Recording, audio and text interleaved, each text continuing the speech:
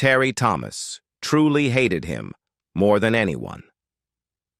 Terry Thomas was born Thomas Terry Hoare Stevens on July 14, 1911, in Finchley, London. He was one of the most distinctive and beloved comedic actors to ever grace the British stage and screen.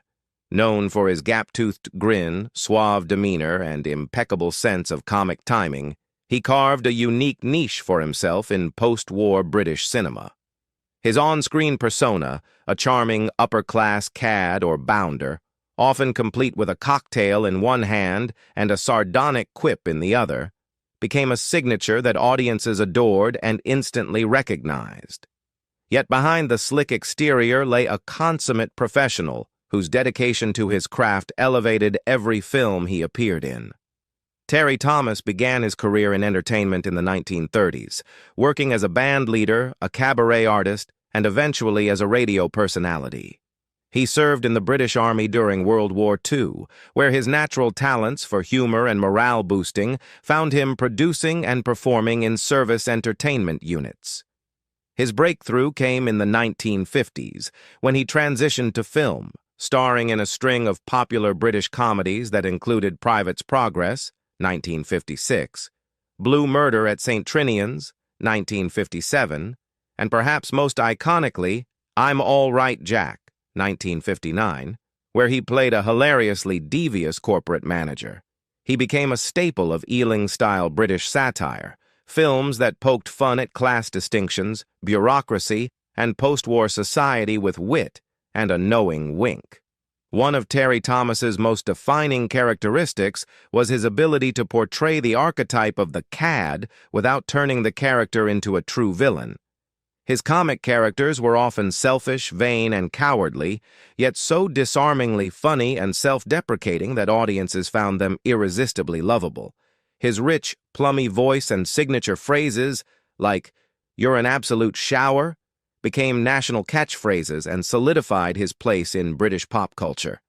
He was a master of exaggerated mannerisms, making full use of his expressive face, clipped diction, and, of course, the famous gap between his front teeth, which became an unexpected trademark and endearing quality.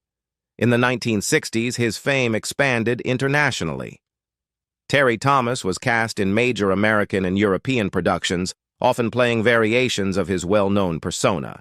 He appeared in ensemble comedy classics such as It's a Mad, Mad, Mad, Mad World, 1963, and How to Murder Your Wife, 1965, where his impeccable comedic instincts continued to steal scenes alongside international stars.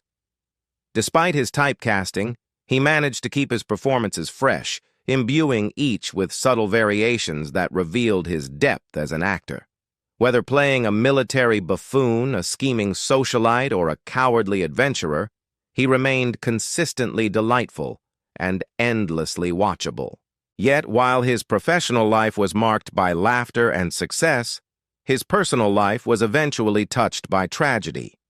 In the late 1970s, Terry Thomas began showing symptoms of Parkinson's disease, a progressive neurological disorder that would slowly rob him of his ability to perform. He retired from acting in the early 1980s, and by the end of the decade, his health and finances had sharply declined. In a heartbreaking turn, the man who once epitomized debonair confidence and comic elegance was reduced to living in near poverty. It was a deeply moving moment for the public when fellow actors and admirers, including Michael Caine and Richard Briers, organized a fundraising gala to support him in his final years. It was a poignant testament to how beloved he was in the entertainment community. In the year 1937, a pivotal and formative moment occurred in the early life of Terry Thomas when he crossed paths with a remarkable and charismatic South African dancer and choreographer named Ida Florence Patlansky. Known professionally by the evocative stage name Pat Patlansky, she was a vibrant and highly skilled performer with a flair for dramatic flamenco, a genre that required intensity, passion, and precision. Patlansky had traveled to London seeking a partner for her flamenco act, someone who could complement her fiery stage presence with rhythm and character. However, during her audition process, she quickly recognized something unique in Terry Thomas, not his ability as a dancer, but rather his wit, comedic timing, and distinctive personality. Rather than seeking a traditional dance partner, Patlansky made an inspired decision. She chose to cast Terry Thomas not as a co-dancer, but as a comedic foil to her performance. With her theatrical instincts guiding her, she envisioned a new kind of act that blended her dramatic flair with his eccentric and charmingly upper-class comedic style. This creative partnership led to the formation of a cabaret double act, cleverly billed as Terry and Patlansky. Their performances quickly captured the attention and admiration of London audiences, who were drawn to the originality of the duo. The elegant dancer juxtaposed against the sharply dressed, gap-toothed comic with his exaggerated manners and posh accent. Their chemistry on stage was palpable, mixing visual comedy, dance, satire, and light musical numbers, and they quickly became a favorite on the cabaret circuit. Offstage, their partnership blossomed into a romantic relationship as well. The bond between Terry Thomas and Patlansky deepened rapidly, leading to their marriage on the 3rd of February 1938 at the Marylebone Register Office in London. Following their wedding, they set up home together in a fashionable address at 29 Bronwyn Court, in the leafy and artistic neighborhood of St. John's Wood. The area, known for its bohemian culture and proximity to central London's theaters and music halls, offered them a fitting base from which to launch their creative careers. Despite their initial success and the attention the Terry and Patlansky act generated, the double act proved short-lived. After just 3 months of performing together in this format, the duo faced the harsh realities of the entertainment industry, where novelty often wears thin and tastes shift rapidly. The formal cabaret act disbanded, though both remained active within the performance scene. They continued to work together on a more modest scale, taking on smaller engagements around the cabaret circuit, including appearances in various clubs, music halls, and private functions. These performances, while not as high-profile as their earlier work, kept them involved in the evolving London entertainment scene and helped Terry Thomas gain valuable experience and visibility. A significant milestone in Terry Thomas's career came shortly thereafter, on the 6th of June, 1938, when he made his very first radio broadcast. He appeared on the BBC London regional dance program titled Friends to Tea, a popular early evening show featuring music, light entertainment, and variety acts. Although this should have been a triumph, Terry Thomas would later admit with candor and self-deprecating humor that the performance was far from his best. In his own words, "I didn't give a very good performance. I was a dismal failure." This honest reflection demonstrated both his critical self-awareness and his relentless drive to improve. Far from being discouraged, he treated the experience as a lesson in the rigorous demands of radio performance, which differed significantly from stage work. By the end of the summer of 1938, new opportunities presented themselves when the popular and stylish bandleader Don Rico took an interest in the pair. Recognizing their potential, Rico invited them to join his orchestra. In this new collaboration, Patlansky took on the role of pianist, a position that showcased her musical talent beyond dance, while Terry Thomas served as the compere or master of ceremonies for the orchestra's performances. This role suited him perfectly, as it allowed him to exercise his talent for improvisation, wit, and charming audience interaction. His persona, effortlessly suave, yet laced with comic absurdity, helped solidify his reputation as a rising comedic talent within the world of entertainment. Fast forward several decades, and the personal relationship between Terry Thomas and Patlansky had long since soured. After years of growing apart and leading increasingly separate lives, they formally divorced on the 1st of February, 1962. Their estrangement had endured for the previous 8 years, during which time Terry Thomas had pursued other romantic connections, most notably a significant relationship with the Australian singer and actress Lorraine Desmond. Desmond, a talented and vivacious woman, had a brief but emotionally intense relationship with Terry Thomas. However, by the time of the divorce, this liaison had also ended, with Desmond choosing to return to her homeland of Australia, where she would go on to marry a surgeon and enjoy a stable personal life. The departure of Desmond left Terry Thomas emotionally adrift. The end of this meaningful relationship caused him considerable sadness and forced him to re-examine his personal life. Though known publicly for his suave and comically aloof demeanor, privately he was deeply affected by romantic disappointments. In the wake of this heartbreak, he returned to a bachelor lifestyle, which, though outwardly glamorous and filled with social engagements, likely masked a sense of longing for deeper connection. That emotional gap was filled unexpectedly during a holiday in Majorca 2 years earlier, when Terry Thomas had encountered a young and radiant woman named Belinda Cunningham. Just 21 years old at the time of their meeting, Belinda brought a fresh vitality and sincerity to his life. Despite their considerable age difference, a genuine and affectionate bond developed between them. Their romance blossomed gradually and steadily over time, ultimately leading to marriage in August 1963. The wedding took place at the Halstead Registry Office near Colchester in Essex, a modest and private affair compared to the spectacle that might have been expected from a man of Terry Thomas's theatrical stature. Their union marked a turning point in his life. Belinda provided him with companionship, stability, and unwavering support, qualities that would prove essential in the years to come. In 1964, their marriage was blessed with the birth of their first and only child, a son named Timothy Hoare.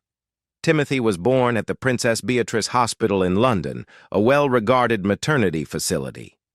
The birth of his son brought a new dimension to Terry Thomas's life, giving him a sense of grounded purpose that had often eluded him during his decades in show business. Fatherhood, while late in coming, became one of the most cherished aspects of his personal life, and Belinda would remain by his side throughout the later, more challenging years of his career and health.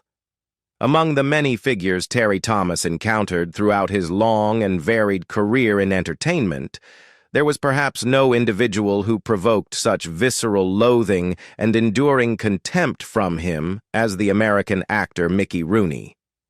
While Terry Thomas was a quintessential English gentleman in demeanor, albeit one whose exaggerated aristocratic affectation was often part of his comic persona, he possessed an inner code of conduct that valued politeness, wit, mutual respect, and a certain panache even in professional disagreements.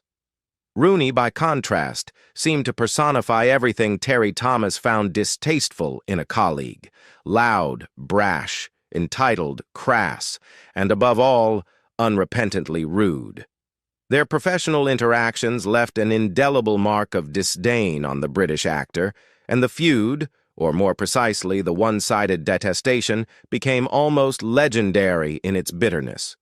Their paths most famously crossed during the production of It's a Mad, Mad, Mad, Mad World, 1963, a sprawling ensemble comedy featuring a veritable army of comic stars.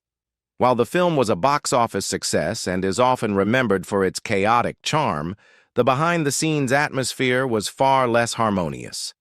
Terry Thomas, who was used to working in ensembles with decorum and an air of collaborative professionalism, was utterly appalled by Rooney's behavior on set.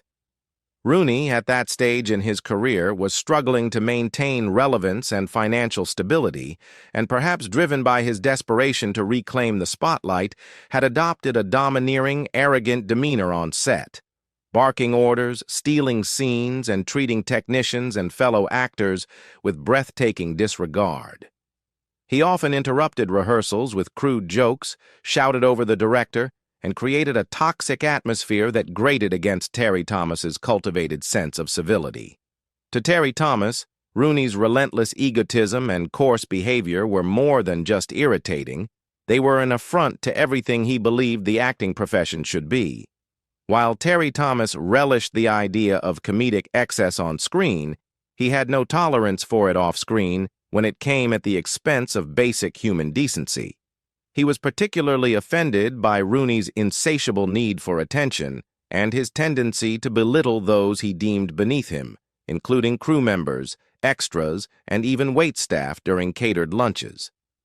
Terry Thomas reportedly told friends that working with Mickey Rooney was like being trapped in a room with a vulgar, ill-tempered child who refuses to be quiet or behave, a damning remark that captured the depths of his disgust.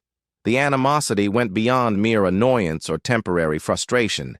In later years, when asked about his least favorite co-stars or worst on-set experiences, Terry Thomas would, with almost theatrical exasperation, recount his run-in with Rooney. It wasn't just a case of clashing personalities. It was, in Terry Thomas's view, a matter of principle. Rooney to him was not simply uncouth, but the embodiment of Hollywood at its most grotesque, overindulged, emotionally unstable, and devoid of humility. Despite Rooney's obvious talent and long legacy in the industry, Terry Thomas seemed unable, or perhaps unwilling, to forgive his behavior. Unlike the many showbiz spats that fade over time, Terry Thomas's disdain only seemed to harden with age, as if Rooney had scarred some essential part of his sensibility. There is even an often retold anecdote from years after the filming of It's a Mad, Mad, Mad, Mad World, when Terry Thomas was attending a party in Los Angeles and learned that Rooney might be in attendance. Without hesitation, he reportedly made his apologies and left immediately, muttering under his breath, "Life is far too short to endure that little man again." For someone who made a career out of playing eccentric but lovable cads, it was a rare instance of genuine antipathy, unfiltered, unapologetic, and deeply felt. In the end, Terry Thomas's loathing of Mickey Rooney was not rooted in a single altercation, nor in professional rivalry. It was born from a fundamental incompatibility of values and amplified by the close-quarters intensity of film production. For Terry Thomas, Mickey Rooney was the only person he would openly say he truly hated, and for a man who wore his disdain as elegantly as his trademark gap-toothed smile, that hatred spoke volumes. On the 9th of April, 1989, the actor Jack Douglas and Richard Hope Hawkins organized a benefit concert for Terry Thomas after discovering he was living in virtual obscurity, poverty, and ill health. Tee Gala, held at the Theatre Royal, Drury Lane, ran for 5 hours and featured 120 artists, with Phil Collins topping the bill and Michael Caine as the gala chairman. The show raised over £75,000 for Terry Thomas and Parkinson's UK. The funds from the charity concert allowed Terry Thomas to move out of his charity flat and into Busbridge Hall Nursing Home in Godalming, Surrey.